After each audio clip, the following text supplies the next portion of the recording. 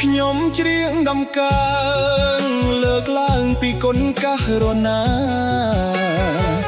ទ្រង់ថែរក្សាដល់មនុស្សគ្រប់ទាំងជំនាន់ទោះគេអាក្រក់ធ្វើបាបខុសជាច្រើនដងទ្រង់កែតម្រង់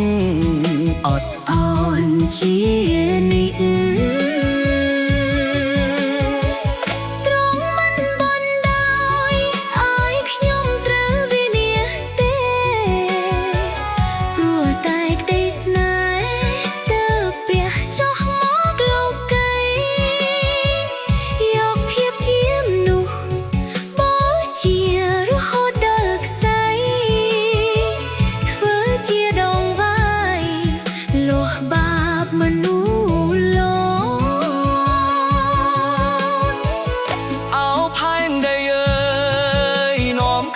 សរសើរដំកើ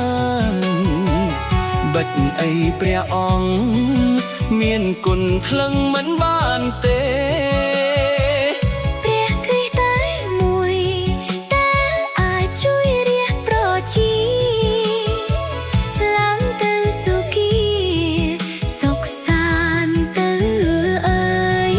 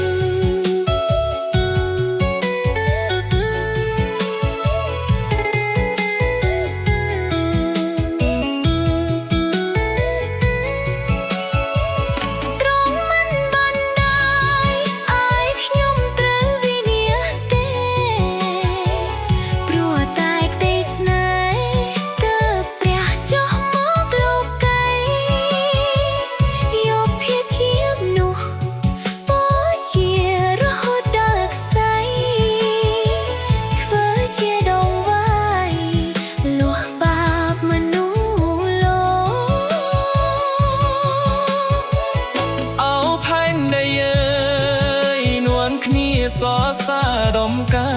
ងបិទអីព្រះអង្គមានគុណថ្លឹងមិនបានទេ